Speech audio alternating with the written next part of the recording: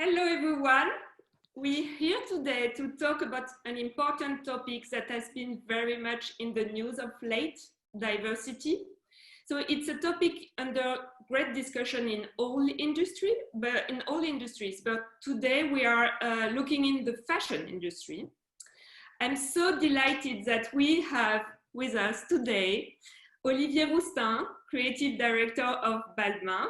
Hello, Olivier. Hello, Laure. We have Rhoda Mohamed, who is a model with the Glow agency, who stars in the latest Sephora campaign. Hi, Rhoda. Hey. We have Hayden Majajas, who is Head of Diversity and Inclusion at LVMH. Hello. And we have Benoit Guinaud, who is founder and director of the Glow Models agency. Hi, everyone. Hi, Benoit. Actually, before we start, in preparing for this roundtable and discussing some of this material with you, I realized how much I still have to learn about this topic. So I ask for your forgiveness if I'm clumsy when I say things. We are all in a big learning curve here, and I think it's a great thing. So, let's just start with talking about diversity and the creative aspect of diversity with designers, with models, stylists, and art directors. Olivier, let's start with you. So we all know about your tremendous success at Balmain. Thank you.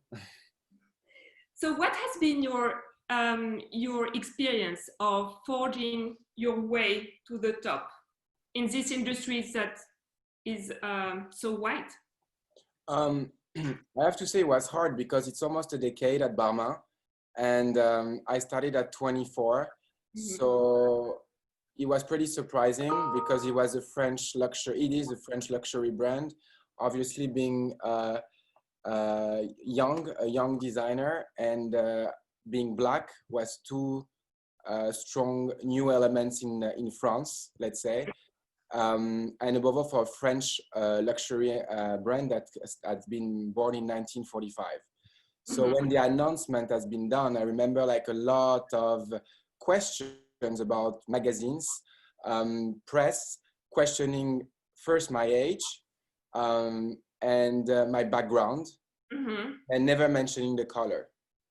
You know, that's the thing. They were mentioning more the background than the color. But I could see from the question that I had at the beginning that it was something that for them was kind of like, let's see if he's capable, not only for the age of the talent, but the question mark was as well about my color.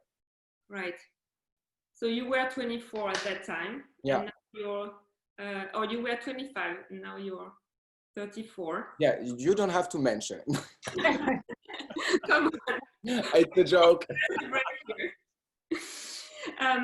So did you learn, what did you learn from this that you might be willing to, that you want to pass along to young people of colors who are inspired by your career? I think, you know, I always had to fight. I have to say much less now because it's people understand it, but you don't even imagine when I started to have a casting that was for me really important to be diverse, and I was asking my casting directors at that time, and there was a lack of models, or at least there was not actually a lack of models. There were models, but the fashion industry was not ready for having diversity in fashion, in catwalks, and that was something that I was shocked.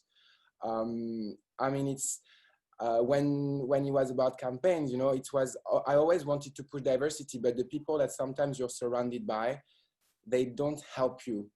Right. And this is something that I had to fight from the beginning. It was really tough.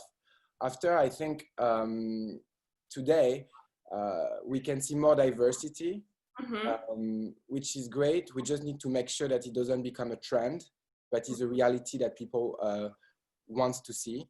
and not just try to fake it. And this is something that I'm really like nervous about it, let's say. Right. So Rhoda, Rhoda, you grew up in Somalia, you were born in Somalia, and then you moved to Norway with your parents when you were age of 8, I think. Yeah, You escaped the war in Somalia and you moved to Norway and you grew up in Norway and where you're still based. How did you end up in fashion? I remember back home because I grew up in the refugee camp. My mother, we used to have this guy who used to make the clothes. So it was like when it's Eid, which is like the Muslim Christmas, that was the only time of the year my mother would buy me new clothes. So I would wait all around the year to make that design. And every time I got the new dress, I would go out in the, in the other tents and show off my dress, and I was so happy. So for me, that has always been, fashion have always been something that makes me out of the bad situation I'm in. And if I focus on the positive, I can manage in whatever situation. So when I came to Norway, I was still, that colorful African girl. But it's Scandinavian, everything is minimalistic and it's not all that colorful. So I would always stand out in the streets, and that would cause a lot of problems because I would be too different or too loud in the way I dress. So it created a lot of problems for me, in the sense of, first of all, the magazines, they never had black models or anybody who ever looked like me. So for me, I always felt as though I was pushed out. And because I was pushed out, I wanted it even more, It was such an elitist and it was all white. And I thought, well, I like fashion. They're not just going to tell me no and I will accept it. And also because of my tradition, when we went through the war and everything, you always have to be calculated in the way you do things in order to survive. Right. So I thought, well, if I did the war and I survived, I'm definitely going to survive in fashion, For sure. So I always had that. And I kind of like the struggle, if somebody is being narrow-minded and they're now welcoming me in something that I really enjoy, I feel like I have to push even harder for them to give me the space, and I have to take the space, even if they allow it or not. Most importantly, because in the bigger picture, it's not only about my dream that, I get to do a big campaign, but it's also that, the young Black girls that are growing up, they're not supposed to be raised in the image that I was raised in, that, the ideal beautiful woman is in the head of a French executive and she is white and she is skinny and she looks like that. So I thought, well, if I want to leave a legacy behind, then I want to leave something for the next generation so that they don't feel so alone, or that, if they want to have a future in the creative world or even in fashion, they have the spaces for it because I created it. The same way where, women before me worked really hard and fought for me to even have a job or for me to even have a voice. So I feel like it's my purpose in this world to create something for other people as well. And you found a model agency. That's how you met with Benoit? Yes, I met him in Paris Fashion Week. I came to watch the shows. So I stopped by the office and that's when we met. We had a lovely conversation. And before, sometimes it's kind of like what Olivia was saying, that, we need to make sure that Black is not something just as a trend. And when I met other agencies, I just felt like they wanted to use me just to have that token, now they have a hijabi girl and she's Black. Oh, this is so plus, we're so diverse.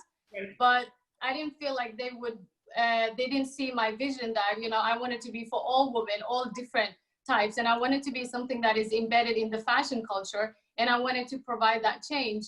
And I felt Benoit saw that vision with me. And it's not just about putting my face on a campaign and, be done with it and, tap yourself on the shoulder and things like you have done a good job. But I wanted to be more meaningful and the conversation should have been deeper.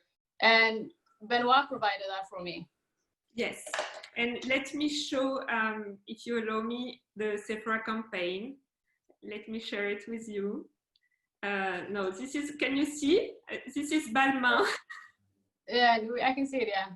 You can see. Okay, no, I wanted to show also Balmain sur Seine that Olivier did last Sunday. That was gorgeous. But this is your NARS campaign, right? It's your latest NARS campaign.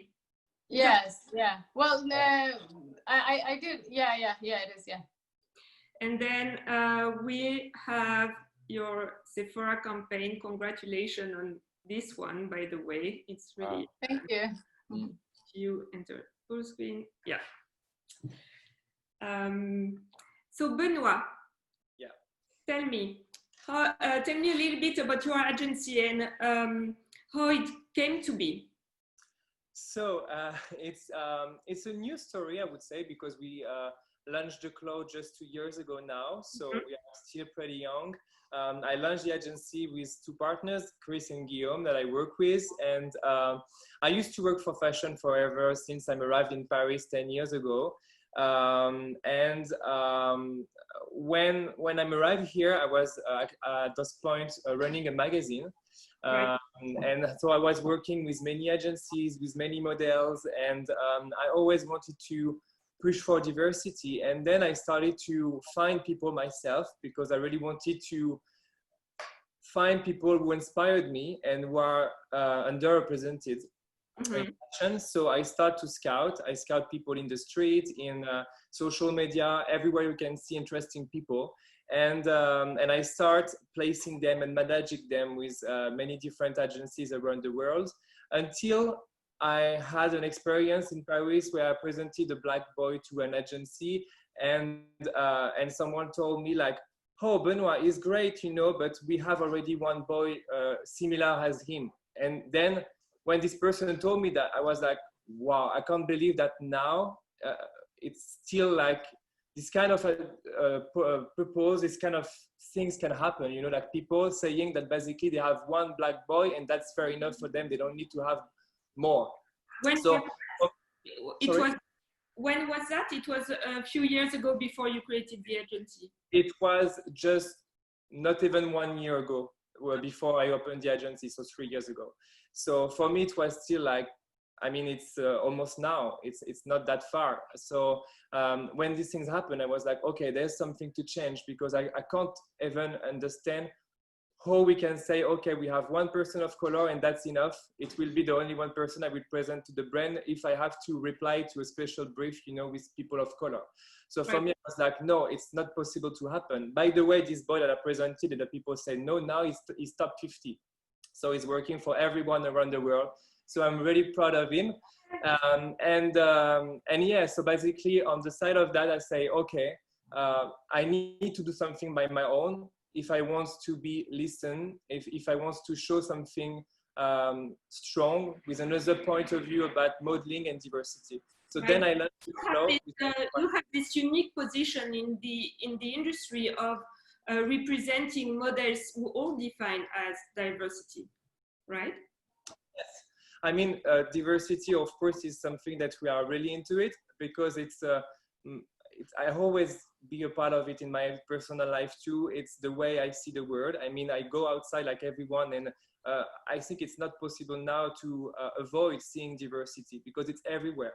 It's a part of our daily life. So for me, it's just showing to the industry what I'm watching every day, what I feel interesting. So that's why we wanted really to be involved in diversity. And diversity is not only colors, it's also being unique, being singular, because singularity also is a form of diversity, and you need to be yourself. It's about sexuality, it's about genders, it's about many different things. You told me about some talents you are representing who are non-binary models and who are big stars. One is in the latest Gucci campaign, and the other one is yeah, Saint Laurent in the Saint Laurent show. Is that correct? No, Saint Laurent beauty campaign. Yeah. Yeah. So have you seen an increase in hiring your models since the Black Lives Matter movement started? You mean hiring by the brands or hiring here, like at the agency? Do you have more demand from the brands in hiring? Yes, of course, but it's a bit the same thing as Olivier said before. I'm kind of afraid also about the trend and the fact that everyone wants to jump in it now. Of course, it's amazing, because the things we're gonna be done now, it's still visibility for people of color and for diversity. But for me, the real matter is what we're gonna do after that. When people gonna see so much Black people everywhere, what's Right. gonna happen? And I really want, all of the things who are coming up now to stay. Yeah, because there was a time in the 70s when Black people were, I remember Hubert Givenchy did a show with only Black models, but it was more novelty than something about the big picture. And I think for me it's we have to see a difference between the creative purpose and the real like commercial side. It means that of course like wanted to do like a show around diversity and having like the whole lineup with Black people can be a statement or something for one time, for one moment, where you can also bring the people and the customers to an idea about the collection. But for me, it's still a creative purpose only.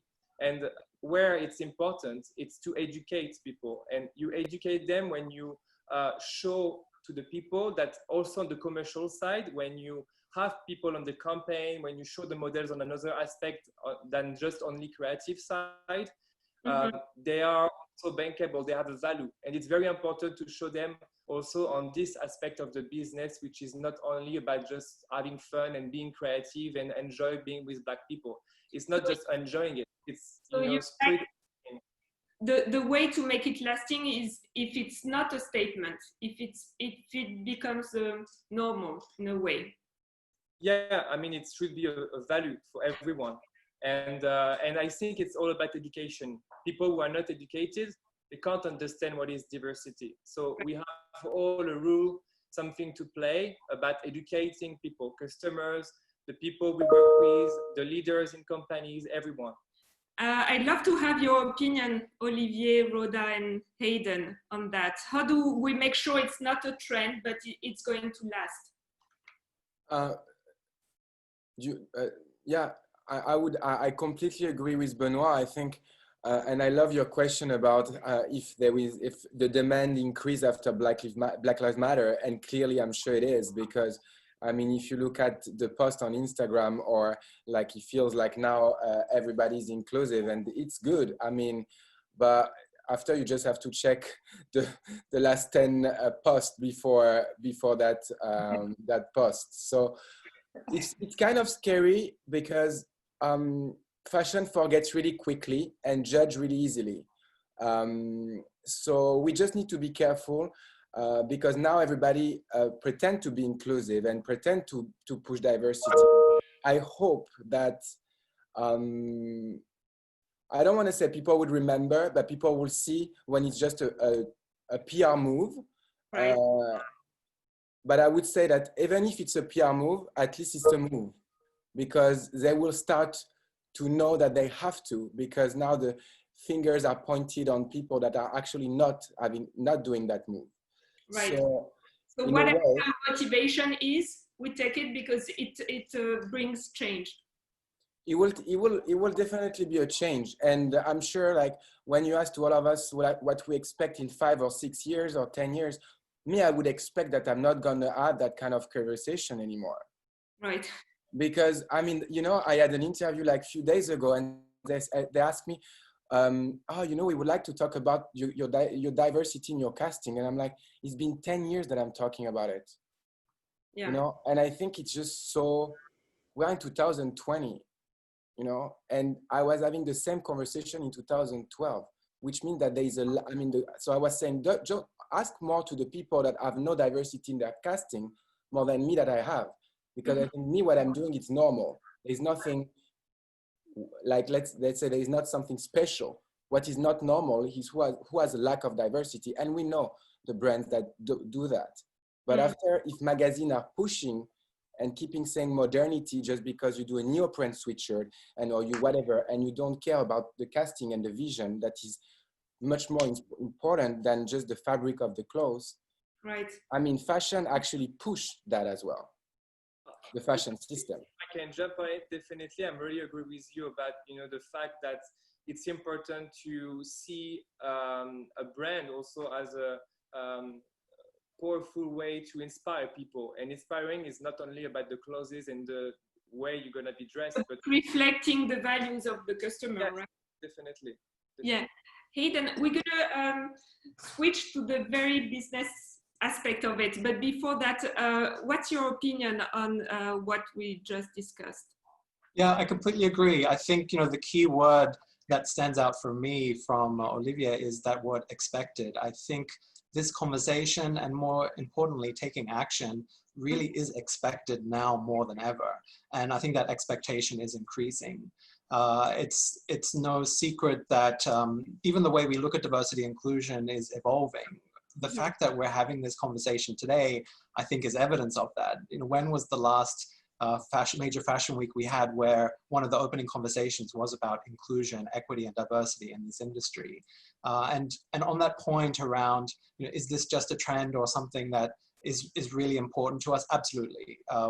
We know that our customers want to connect with us because of our shared values. So connecting in an authentic way is really important. But we also know that in order to authentically respond to diversity and inclusion and equity and all of these conversations, it has to become part of the way that we operate as an industry and as companies. It has to become systemic. And I think that's my hope. Yes. So speaking of how you operate, first, what does your position consist in? Head of diversity and inclusion. It's newly, I think, several luxury groups named heads of diversity last year in 2019. So what does this position consist in? Sure. I think, firstly, it's an absolute pleasure to work at a company like LVMH and to partner with people who represent the creativity of the world. But diversity and inclusion is by no means new to this group at all. My role here is to articulate and to communicate our ambition and develop a group roadmap that includes our strategy, what actions underpin that, and to engage each maison so that they deploy similar actions that are aligned with us at the group level, but making sure that is aligned also with the unique culture of each of the maisons, their values and strategic priorities. Part of that is understanding what impact we can make as a group. We certainly have influence, and it's not just us as a group of 75 plus maisons and all the talents that we employ, but it's the supply chains that we touch. It's the organizations that we partner with, from a model perspective, from creative. If we can leverage the best practice that we see and engage others on this journey, we're more likely to make an impact. And I see my role here as providing that insight and sharing those best practice and pushing us forward. But this conversation around diversity and inclusion is going to continue to evolve because our society evolves. How do the maison, you said 75 maison, how do they address this topic of diversity and into their communications, into their production?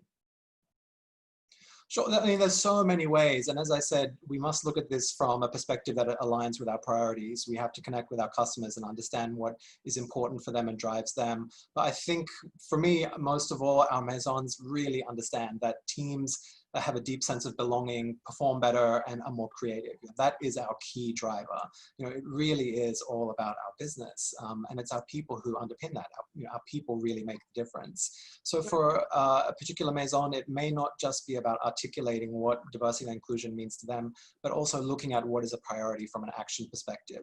Whether it's engaging historically Black colleges and universities in the US, for example, with Hennessy, creating the Hennessy Fellows program that looks at supporting and engaging and developing and offering opportunity to Black people of color graduate students to look at how we increase representation in this industry, all the way through to, for example, brands like Sephora, which we're extremely proud to work with people like Rhoda, for example, and making statements and commitments that 15% of our products sold in stores will be from Black-owned businesses, all the way through to mentoring and development programs and so on and so forth. Sorry, I spoke over the top. Sorry, Sephora put up a statement after the Black Lives Matter movement, right, on this 50% of products, right?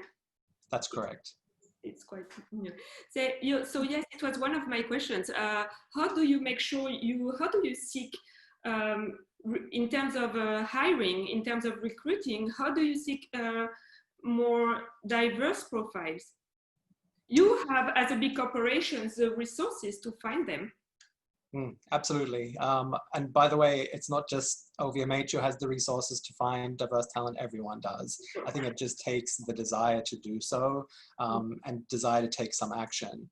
I'm not suggesting that it's always easy, but for me, recruiting and attraction of talent is only half the conversation. You know, as I mentioned, you know, we have some strategic partnerships. We partner with historically Black colleges and universities and affinity groups with people of color. You know, we look at how we make sure that we have, we're represented and visible at recruiting fairs for broad sets of talent. But more importantly, it's not just about the recruiting, it's about how a person feels when they walk in the door. You know, right. That sense of belonging and inclusion, because you can go out there and launch initiatives and efforts to recruit diverse talent, but at the end of the day, when they walk through the door, when someone walks through the door, do they truly feel that sense of belonging, that they're valued, they feel respected, they have a voice, they're heard, and a sense of psychological safety? I think, to me, that latter part is equally as important as a strategy or particular actions around recruiting. It's very important in how you prevent faux pas from happening, right? There are many ways, but to me, absolutely. I think when it comes to missteps, one of the solutions is engagement. But to me, there's a big difference here. And by the way, I would never advocate that diversity ever become the diversity police. We should never be standing at the atelier door saying yes and no to product. The creativity is a result of the diverse talent we have around the table. But for me, the intricate balance here is that difference between having a voice and actually being heard. You know, if we truly are aiming to avoid missteps, it's about making sure we have that diversity of representation, that people feel they have a voice and that they're heard equally. But I don't think that missteps and problems in this industry are going to disappear anytime soon. We need to talk about this a lot more, and we need to be open to having these conversations and not ignoring them. But certainly it's a complex issue. I'd love to hear your thoughts, Olivier, about this. But you know, Hayden mentioned this police at the exit of the atelier to check out the products. Is that something? Do you agree on this sort of, Hayden? Yeah, I think already, like, I have to say, like, head of diversity, Hayden, bravo. Like, we don't have that at Balmain, I have to say. We have, it's obviously a smaller group. We have people working on that at the human resources. But if I speak about my own team, I think out of 25 people, there is maybe 3 French. So, and everybody comes from, I don't know, we have Puerto Rico, Iran, Africa, South Africa, like Armenia. Like, I had a question last time from a magazine, because they were like, let's talk about who do you have in your team? Because, and I was like, you know what? I never thought about it. And actually I realized that I have out of maybe 25 people in my studio, let's say, and don't talk about my atelier, I think we are 3 French. So I was like, I think it's, but you know, I don't have that question. After me, I love the fact that we all so different, coming from everywhere. We all share, you know, so I would say for me, it was not even a question, okay. You know? That's great. I mean, I'm sorry to answer you like that, but I mean, when this is the reality. So before we end, I would like to ask each of you the same question, which is, in the best of our possible world, where do you see us in terms of diversity in 5 years from now, and how do we get there? Who wants to start? So you don't seem very inspired by my ladies first. Rada, no? Okay. Rada, go ahead. Okay, I'll go first. I think for me, it would be that everyone's ideas can be heard. It doesn't have to be because you come from a generational wealth, or you know, you are white, or you're this and that. And I think there are so many great talents out there who are not being presented in the spaces where they can be heard, and they're just like shrugged off, or they didn't even get the opportunity to sit at the table. I think we're losing so much good work because we are not being open to it. And I think it's time to use Black intellect and not only Black faces to promote a campaign or use, you know, a big Black musician, because we need often Black people, when they get the jobs, they're overqualified and they have to work twice as hard as any other people to get the same opportunities. So I think unless we start listening to Black intellect and, you know, giving them the spaces to narrate the story, I don't think any changes will come. Then it will just continue as a trend, and then it will go down and then come back up again. And for me, honestly, I'm just tired of everyone telling my story or the story of my people. And it seems very tone deaf because they're not really connecting with me, because my people are not at the table. So I really want to be able to connect with the brands that I really love, because sometimes I enjoy a campaign or whatever it is, and I'm excited for it to come out.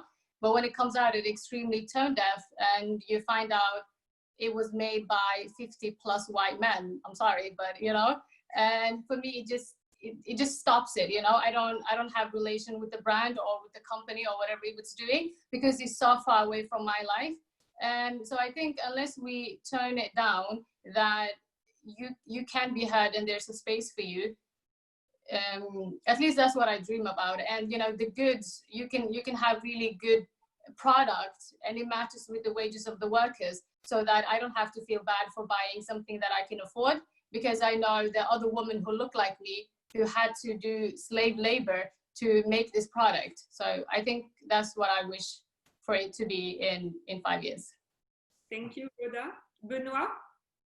Yeah, I think I share, of course, the same idea about it, because basically it's not just showing people, but it's definitely about, you know, having the people a part of your team. As I'm running also a company, I think it's also the other aspect of my work is to have my team also diverse, and being able to talk about what they want, what they think would be great for the company, and having them around the table to share ideas. And basically, it's also the story we've got together with Rhoda, because when she came here, we do not, you know, even talk about origins finally. We just talk about what we think is interesting in the business right now, what are our value. It was more about that than just talking about diversity, because again, diversity for me is not a subject. It's just a bit like Olivier said. It's for me, it's part of my life. So when I have this kind of question, this kind of even for interviews or anything, I'm always like, wow, we still have to talk about it a lot, way too much for being natural. So for me, in 5 years, I would love to do not have this conversation with you again. I would love it to be natural and a part of our life, like naturally. Okay. Hayden? Absolutely. I think I can only echo everything that I've heard so far. You know, we often say that people make the difference. And to me, it's that difference that really makes the difference. Like, we need that, you know, in order for us to truly be creative and to create the amazing things that we create. From my perspective, though, diversity and inclusion is a reflection of society, and I'm sorry to say that in 5 years' time we will still be having a conversation, albeit probably from a different perspective with a different tone. I think these very complex issues are going to be around for a while, but what I see will change within that time is you no longer need a head of diversity and inclusion. It is something that we teach in business schools. It's something that people intrinsically understand. We know how to weave it into people processes, into client and customer engagement. When we have that capability broadly, it makes it less important to have this conversation separately as a standalone. And then we avoid these conversations around, I hope this is not just a trend. I hope it's not just for now. Right. Making this topic systemic itself is where the future lies. And to make the unconscious bias conscious, to bring them to the level of consciousness? Is that the first step? Part of that is absolutely correct. Being conscious of our biases and how they might impact certain situations, absolutely critical. Right. Olivier, are we going to have this conversation in 5 years from now? I mean, seriously, it's been 10 years. So I hope that I'm not going to have 5 more years talking about the same thing and it would be, as we all say, natural. I just hope, you know, I think a lot when I was a kid and I was watching magazines or when I was obsessed with fashion. And as you know, I'm Black and I'm half Ethiopian, half Somalian. Yeah. What? Yeah, I know. And I come from an orphanage, so I discovered my origin a year and a half ago. So, oh, really? yeah, I didn't know that before. And the fantastic documentary about your research for your... Yeah, thank you. But what I always think in my mind, what the kids can learn from us, what we can give to people that dream of when they become adults, what's going to be the future, the world. And I remember when I was a kid, I was dreaming of fashion, but I was feeling like I won't be allowed to belong to fashion, you know. So I just hope that in 5 years, my hope is for the kids that want to be part of fashion, I want to help that the world that we are building with what we can is a world where everybody feels that they can belong to this world. Thank you so much for joining us today. And I'll be checking in, hopefully not putting requests for interviews about diversity in 5 years. Thank you, everyone. Thank you. Thank you. Bye-bye. Bye. Thank you. Ciao.